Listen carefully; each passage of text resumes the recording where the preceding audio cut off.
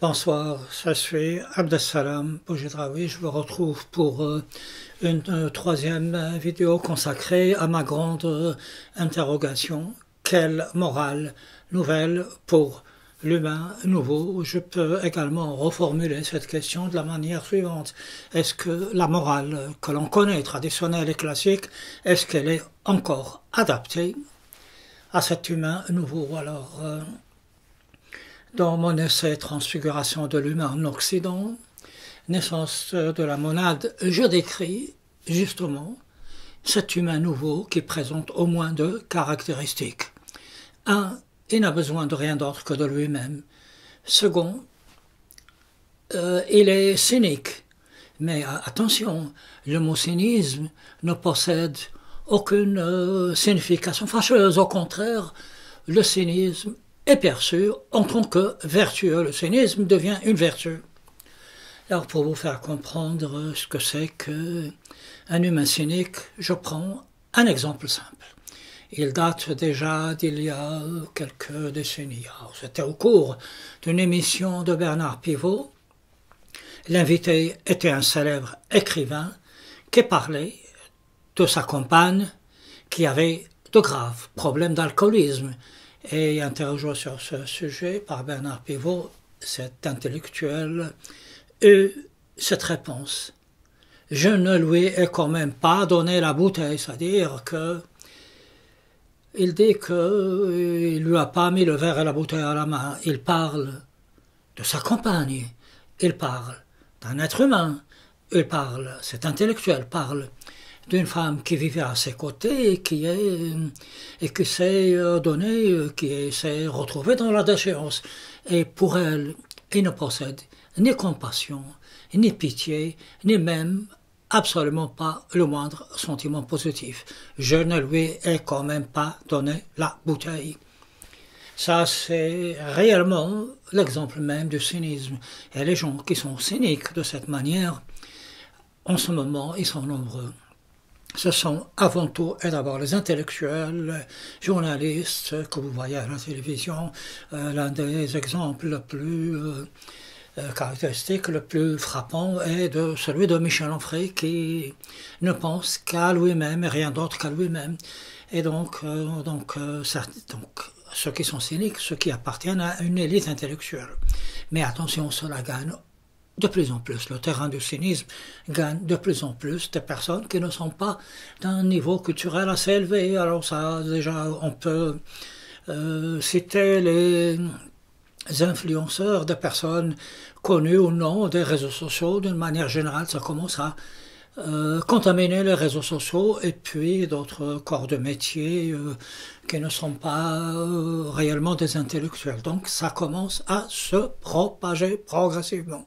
Dans la seconde vidéo sur ce thème, je vous avais présenté la génération d'avant qui avait une vision juste du monde et son action était dirigée pour le bien-être de ce monde.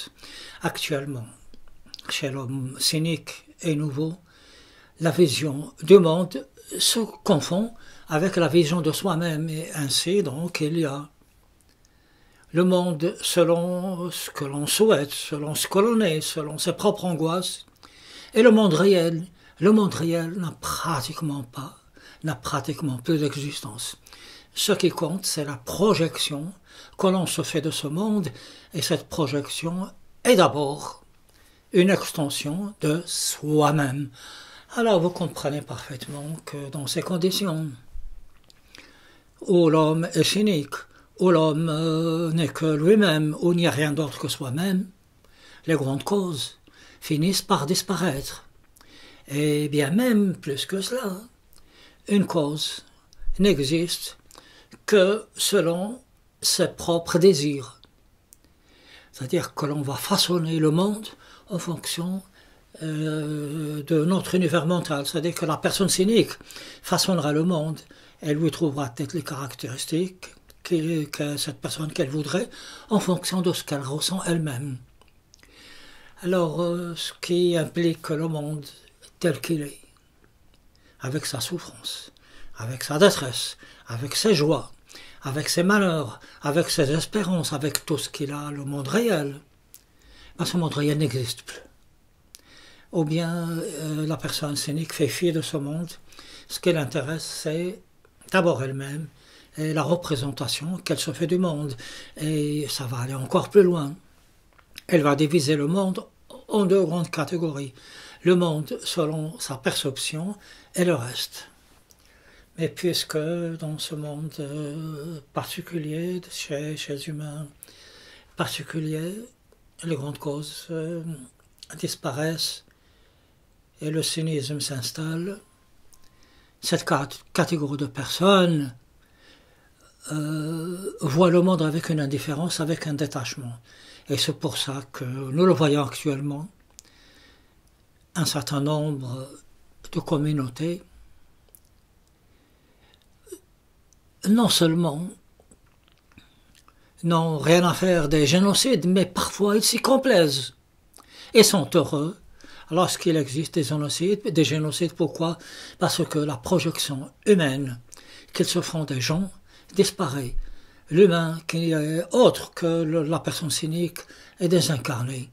Cet humain ne possède ni souffrance, ne possède ni ce caractère qui fait de lui un être à part. Il devient qu'une simple représentation désincarnée d'un monde interne, essentiellement égoïste de l'individu. Avec ces humains nouveaux, le monde tel qu'il est perçu, n'est ni immoral ni amoral. Amoral, c'est l'absence de morale. Immoral, c'est lorsque on fait des choses contraires à la morale. Et c'est plus que la morale disparaît. Puisque l'esprit même de ce qui est bon à faire et de ce qui est mal à faire disparaît. La définition du mot immoral est la définition du mot amoral ou bien même de morale. Cette définition disparaît. Dans ces conditions, l'on le sait, d'après la morale que je vous ai présentée dans la première vidéo sur ce sujet, il ne faut pas mentir, quelles que soient les circonstances. Alors ici, cette morale simple disparaît. On peut mentir comme on voudrait, sans que cela paraisse quelque chose de mauvais, quelque chose que l'on voudrait réprouver. Et sinon, mentir ou dire la vérité, ça n'a plus aucun sens. Et bien sûr, dans la morale utilitaire, je vous avais dit qu'il était licite de mentir si le mensonge pouvait apporter du bonheur pour le plus grand nombre possible d'êtres humains. Et si le monde extérieur et le bonheur et le bien-être du monde extérieur n'a aucune raison d'être, puisque c'est le dernier souci de cet homme cynique et monade qui, je le rappelle, ne réfléchit que pour lui-même et encore pour soi-même. Pour finir, je vous donne un exemple qui risque de heurter certains. C'est l'exemple même du féminisme. Les féministes, lorsqu'elles ont commencé leur attaque avec ce fameux slogan # balance ton porc, qui est assez violent. Alors pour ces femmes, la morale n'existe plus, puisque elles vont traiter les hommes de violeurs, elles vont les traiter d'être violents, elles vont les traiter de tous les noms. Ces féministes vont prêter aux hommes tous les défauts du monde. Ils ne trouveront rien de valable chez eux. C'est pour ça qu'elles disent « balance ton porc, c'est possible, dans la poubelle ». Et les attaques étaient nombreux. Mais pourquoi est-ce qu'il y a du cynisme? La raison est simple. C'est que la condition des femmes est le dernier souci des féministes. Ce qui leur importe le plus, c'est de mettre à genoux, par pur cynisme et même par pure méchanceté, pourquoi pas, les hommes en tant qu'êtres masculins. En ce sens, vous ne verrez jamais la moindre féministe aller visiter un centre de détresse de jeunes femmes. Ça n'existe pas, ça n'existera jamais. Ce qui compte le plus, c'est assouvir son monde intérieur, son monde égoïste et faire du mal. Faire du mal même si ce mal se retourne contre soi-même.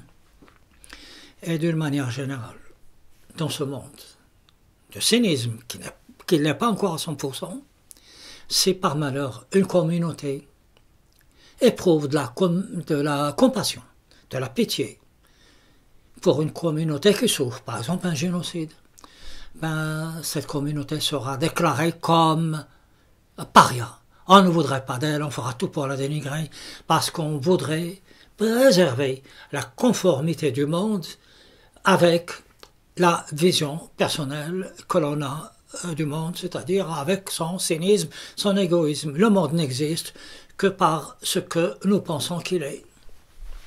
Voilà, je crois que c'est tout ce que je vais vous dire pour aujourd'hui. Alors je vous invite chaleureusement à aller sur mon blog abdesalamboujedraoui.com. Vous trouverez le texte de cette vidéo et là, j'aurai le temps de bien écrire, de détailler les choses. Ensuite, je vous proposerai en téléchargement un dossier qui reprend l'ensemble des paroles de ce que je vous dis ici.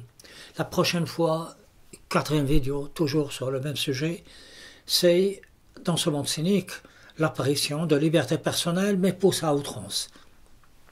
Je suis Abdesalam Boujedraoui, je vous remercie pour votre attention et pour votre patience, et d'ici là, portez-vous bien.